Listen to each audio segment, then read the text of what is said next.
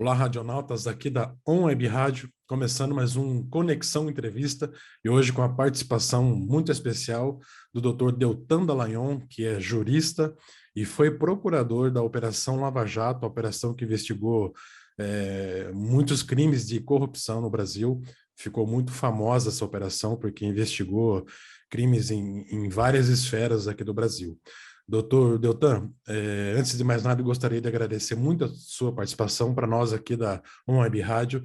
É uma honra recebê-lo. Olá, ouvintes e telespectadores da On Web Rádio. É um prazer, é uma honra para mim estar com vocês para conversar sobre assuntos de interesse do país, sobre combate à corrupção e sobre como a gente pode construir juntos um país melhor. Doutor, e recentemente nós soubemos aí da decisão do STJ, né, que ele condenou a pagar uma indenização ao ex-presidente Lula. Eu queria saber como é que foi para o senhor receber essa notícia, se o senhor já imaginava que isso pudesse acontecer. Como é que foi, doutor, quando o senhor recebeu, essa notícia da indenização? Essa decisão do Superior Tribunal de Justiça que determinou que eu indenizasse o ex-presidente Lula é absurda por uma série de razões. Para vocês terem ideia, nem eu, nem meus advogados, a gente estava preocupado com essa decisão que foi emitida na última terça-feira, na semana passada. A gente não estava preocupado porque não só no mérito, na discussão do que aconteceu, eu simplesmente estava cumprindo o meu dever ao apresentar aquela entrevista coletiva em que a gente apresentou a acusação contra o ex-presidente Lula, mas porque eu ganhei na primeira e na segunda instância, que eram instâncias técnicas, e existem entendimentos consolidados dos tribunais superiores, tanto do STJ quanto do STF, que são a terceira e a quarta instâncias, no sentido de que não caberia recurso nesse tipo de caso. Por exemplo, o Superior Tribunal de Justiça entende que em casos de indenização ele não reverte o julgamento da primeira e segunda instância porque ele não pode entrar em fatos, em provas, nesse tipo de discussão. Tem até uma súmula, a gente chama, que é o entendimento consolidado lá do STJ nesse sentido. Além disso, tem uma decisão do Supremo Tribunal Federal que é obrigatória, vinculante para todo o Brasil, que diz que esse tipo de ação que foi proposta contra mim só poderia ter sido proposta contra a União. E se a União entendesse que eu agi de modo intencional para prejudicar alguém ou com erro grosseiro, aí a União Federal poderia me processar. Mas a própria União já reconheceu, tem parecer dizendo que eu agi de modo correto, de modo adequado. Ou seja, foi um pedido, um recurso do ex-presidente Lula que não tinha a menor chance de prosperar. Mas o que aconteceu? Esse pedido bateu lá num tribunal político, que é o Superior Tribunal de Justiça, numa turma em que dos 5 ministros, 3 foram colocados pelo próprio Lula, 2 foram colocados pela Dilma, e aí saiu uma decisão por 4-1 contra mim, com uma resistência heróica da ministra Isabel Galotti, que disse não, a atuação foi correta, além disso a ação não poderia nem ser proposta contra ele, que atuou de modo muito técnico e correto, mas a gente perdeu numa decisão injusta, absurda. Aquela noite, aquela terça-feira em que isso aconteceu, eu fiquei extremamente abalado, frustrado, chocado, indignado e abalado. Agora, o que foi acontecer? Nos dias seguintes, me surpreendeu ainda mais. Foi algo ainda mais incrível e foi um mérito de todos vocês que eu vou contar em seguida. Sim, doutor, foi um fato bem inusitado, né? Daqui a pouquinho o senhor conta para a gente. Eu queria saber, doutor, se existe chance de reverter essa decisão do STJ, a como recorrer e tentar reverter a decisão? Essa decisão determinou que eu pagasse R$ 75 mil de indenização a ex-presidente Lula, que é um valor que com correção, com juros, com honorários, pode chegar até 150 mil, talvez R$ 200 mil. E essa decisão ela pode ser revertida no Supremo Tribunal Federal. Por quê? Porque o Supremo Tribunal Federal ele tem um entendimento vinculante, obrigatório, que o STJ tinha que ter seguido, de que esse tipo de ação jamais pode ser proposto contra a pessoa, e sim contra a União. E se a União se entender que é o caso, faz uma ação regressiva e sim me cobrando, pedindo contra mim. Mas, nesse caso, a União já disse que eu fiz tudo certo, que eu não fiz nada errado, ou seja, jamais existiria essa ação. Então, o Supremo Tribunal Federal pode vir a reverter. Agora, a questão é que os tribunais superiores eles são tribunais políticos, assim como o STJ é um tribunal político que tomou essa decisão contra vários entendimentos anteriores do próprio STJ e do STF. Chegando ao Supremo Tribunal Federal, tem duas chances. Essa ação ela pode cair, um recurso nosso, né? Ela pode cair na turma em que está o ministro Gilmar Mendes, que tem decidido de modo sistemático contra a Lava Jato. Nesse caso, eu não tenho esperança grande aí de reversão da decisão, ou pode cair na outra turma do Supremo Tribunal Federal. E aí sim, eu acredito que se cair nessa turma tem uma alta probabilidade de reversão dessa decisão. Doutor Deltan, conta pra gente agora como é que foi, qual foi a surpresa que o senhor recebeu naquela noite em que saiu essa decisão. Houve uma mobilização, né, da população para te apoiar. E conta pra gente como é que foi isso e como que você recebeu esse apoio, né, da população. Naquela noite da terça-feira, depois daquele julgamento absurdo, que veja só, me condenou a indenizar o ex-presidente Lula, enquanto o próprio Lula tinha sido condenado em 3 instâncias por corrupção e está saindo absolutamente impune, porque o Supremo derrubou esse caso com base numa questão processual, sem dizer que é inocente. Pelo contrário, 3 instâncias encontraram fortes provas de corrupção e lavagem de dinheiro, apontando ele como responsável, e ao mesmo tempo ele não vai indenizar a sociedade, não vai pagar um centavo pelos bilhões desviados dentro da Petrobras naquele grande esquema que a Lava Jato descobriu, comprovou. Ou seja, ao mesmo tempo que a pessoa acusada e condenada por corrupção está saindo impune, aquelas pessoas que processam, que acusam, que combatem a corrupção estão sendo punidas. É um sistema que não quer só impunidade para os corruptos, é um sistema que quer vingança contra procuradores, contra juízes, contra policiais. É um sistema que quer garantir que o combate à corrupção nunca mais volte a acontecer. Por isso eu fui dormir frustrado, indignado, colocando de joelhos, prostrado, derramando diante de Deus a minha indignação, a minha frustração. Agora eu jamais poderia imaginar o que ia acontecer nas horas seguintes.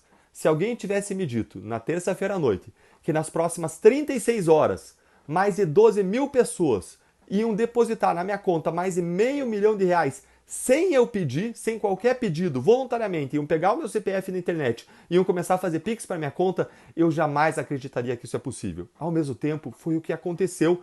E se isso aconteceu, foi devido à mobilização de todos vocês. Sou eternamente grato a vocês, à sociedade, pela solidariedade em relação a mim e pela declaração de apoio a essa causa, que é a causa anticorrupção. A grande mensagem que a sociedade está passando é: não se trata de Deltan, se trata da causa, era pela nossa causa que ele estava lá. E como ele estava defendendo a nossa causa, a gente está aqui para defender, para proteger, para cuidar, para amparar. É uma mensagem muito forte da sociedade, que a sociedade está acordada e ela está buscando caminhos para exercer a sua cidadania, para buscar mudança, para apoiar quem dá a cara a tapa no combate à corrupção, como jamais aconteceu na história do país. Doutor, de fato foi um fato bem bacana, né, que mostra o que a população está do lado certo, apoiando as causas corretas, né? Isso foi muito interessante. E, doutor, eu sei que você tem uma agenda corrida aí, queria finalizar fazendo uma pergunta para o senhor. Qual foi o motivador que fez com que o senhor mudasse da área jurídica para a política? Ao longo dos últimos meses, desses anos recentes, o Supremo Tribunal Federal e o Congresso Nacional desmontaram o combate à corrupção. Depois de tudo que a gente avançou na Lava Jato, porque você se envolveu, porque vocês nos carregaram, e a gente conseguiu coisas inéditas, como colocar corruptos poderosos atrás das grades, como recuperar 15 bilhões de reais, e como revelar o monstro da corrupção brasileira, depois de tudo isso que nos fazia parecer agora vai, agora o Brasil vai mudar, aos políticos poderosos no Congresso Nacional, os ministros do Supremo Tribunal Federal, não todos, mas uma maioria apertada, tem desmontado o combate à corrupção no país. E tem desmontado a um tal ponto em que eu vi que dentro do Ministério Público eu não poderia mais seguir combatendo a corrupção. E no final do ano passado eu tive que tomar uma decisão difícil, uma das mais difíceis da minha vida. Eu poderia seguir confortavelmente, ganhando um salarião no final do mês, todo mês, com estabilidade, com as proteções do cargo de procurador, com direito à aposentadoria, e seguir uma vida tranquila, mas sem conseguir mais lutar pelo meu sonho, por aquilo que eu acredito, que é um país melhor, com menos corrupção, com menos incompetência, com mais honestidade, com mais eficiência nos gastos públicos. Eu não conseguiria mais lutar por isso, porque foram tirados de nós os instrumentos. O Supremo Tribunal Federal acabou com a prisão em segunda instância, o Supremo Tribunal Federal mudou regras, mandou agora a corrupção para a Justiça Eleitoral, que não é aparatada para isso, que não é vocacionada para isso. O Congresso Nacional derrubou a lei de improbidade, mudou a colaboração premiada, mudou a prisão preventiva, tudo para impedir que a gente seguisse lutando contra a corrupção. E eu podia então seguir na minha zona de conforto, com uma vida confortável, boa para mim, para minha família, ou eu poderia tomar uma decisão difícil, que era sair do Ministério Público, largar o conforto, sair da minha zona de conforto para lutar pelo meu sonho, para seguir mantendo vivo esse sonho de todos nós, lutando, dando a minha contribuição para esse sonho de todos nós. E todo mundo que me encontra fala: nossa, que decisão corajosa. Eu tenho certeza que metade deles pensam: que maluco esse cara. porque é o que eu disse para minha esposa antes de tomar a decisão. Ela chegou aqui, a gente tomou uma decisão de família, eu planilhei e falei, olha, se a gente for pensar em nós, se for pensar só na gente, egoisticamente, não faz sentido sair do Ministério Público. Pensando só em nós, faz sentido continuar no Ministério Público. Mas se a gente pensar a vida humana como uma breve passagem sobre a Terra, que tem um sentido, que tem um propósito, que tem uma razão de ser, que é servir as pessoas, que é amar o próximo, a única caminho para a gente seguir lutando por isso, para a gente seguir servindo e amando o próximo, é sair do Ministério Público, lutar por justiça, lutar por mudança, lutar por transformação. Esse é o único modo de eu não enterrar o talento que Deus me deu, talento aqui no sentido bíblico, daquela parábola dos talentos, o potencial que a gente tem de fazer pelos próximos, de gerar frutos, gerar bons frutos. Então a gente tomou essa decisão de sair do Ministério Público para lutar por uma mudança. Agora eu tenho plena consciência de que Deltan sozinho não vai fazer diferença.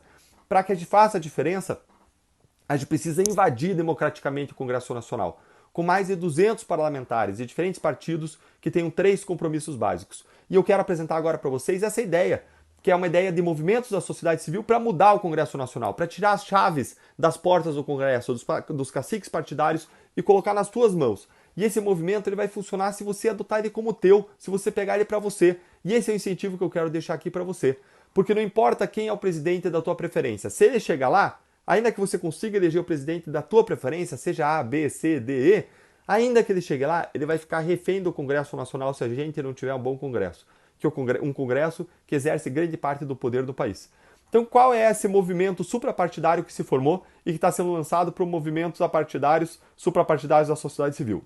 É um movimento para que todos nós só elejamos candidatos a deputado federal e senador que preencham 3 compromissos básicos. Primeiro, redução ou extinção do fundão eleitoral. Aquele fundão de 5 bilhões que tirou dinheiro da saúde, educação e segurança. Em segundo lugar, combate à corrupção. Fim do foro privilegiado, que hoje protege mais de 57 mil pessoas contra investigações. E existência da prisão em segunda instância. E a pessoa que for eleita, ela não pode ser condenada por corrupção também. Em terceiro lugar, um compromisso com a preparação política. Preparação de pelo menos 100 horas a cada 2 anos, ou seja, preparação e reciclagem política para que quem chegue no Congresso esteja preparado para os desafios do país. Tem estudado segurança, saúde, educação, tem estudado políticas públicas com base em dados, evidências, para que possa mudar a realidade do nosso país. Então, se você também já reclamou do Congresso Nacional, se você já reclamou que o brasileiro vota mal, está na hora de descruzar os braços, tirar a bunda da cadeira, arregaçar as mangas e trabalhar por essa campanha, por esse movimento suprapartidário, que se você gostou, ele é teu e pode nos levar a colocar no Congresso Nacional pessoas que vão revolucionar o país, vão mudar o nosso futuro e quem sabe com isso a gente consiga ser o país do presente, e não o país de um futuro que nunca chega. Então, eu queria encerrar dizendo para vocês que é sim possível. É sim possível mudar. Eu sei que muitas vezes você fica frustrado, eu também fico frustrado. Eu contei para vocês agora do que aconteceu na última semana, em que naquela terça-noite eu fiquei extremamente frustrado com a decisão do STJ. Agora lembre do que aconteceu em seguida. Essa movimentação milagrosa, incrível, inacreditável da sociedade para me dar um grande abraço, para dizer a gente está aqui para lutar contra a corrupção por você, para dizer a gente está junto nisso, essa causa é nossa. E se a gente foi capaz de, em 36 horas, mais de 12 mil pessoas depositarem, eu tive que pedir para parar, gente. E as PIX continuaram acontecendo até eu mudar a chave do PIX, se eu tive que pedir para parar. Se vocês se mobilizaram, mais de 12 mil pessoas, para depositar mais de R$500 mil na minha conta, passando em muito da indenização, e esse dinheiro vai para onde? Esse dinheiro vai para crianças com câncer, crianças com autismo. Se a gente pode fazer isso, a gente pode fazer muito mais juntos. A gente pode revolucionar a história desse país. A gente pode sim colocar um Congresso Nacional diferente, melhor e que mude o nosso futuro. Um grande abraço, um prazer estar com vocês. Para você acompanhar o que vai acontecer sobre esse movimento, conhecer o site desse movimento, me acompanha lá nas redes sociais, entra lá no Instagram, entra no Facebook, é Deltan Dallagnol, ou entra no Twitter, DeltanMD, me segue, me acompanha, eu vou sempre estar trazendo informações para o exercício da cidadania e sobre como nós juntos podemos fazer a diferença. Porque essa transformação que a gente precisa no país, ela é necessariamente coletiva, vai ser necessariamente fruto da ação de todos nós. Um grande abraço a todos vocês, um prazer estar aqui com vocês. Doutor Deltan, muito obrigado pela sua participação aqui conosco na On Web Rádio, no programa Conexão Entrevista. Foi uma honra muito grande recebê-lo e poder bater esse papo com o senhor e que desejo que Deus te abençoe em tudo que você faça. Deus esteja do teu lado, te abençoando, te protegendo, tanto você quanto a sua família. E eu vou deixar aqui para vocês, nossos radionautas, a tela com o Instagram do Dr. Deltan para que você possa segui-lo e acompanhar as notícias aí das suas redes sociais. Chegamos ao final de mais um programa. Até o próximo programa. Muito obrigado pela audiência de vocês. On Web Rádio, tá todo mundo ligado.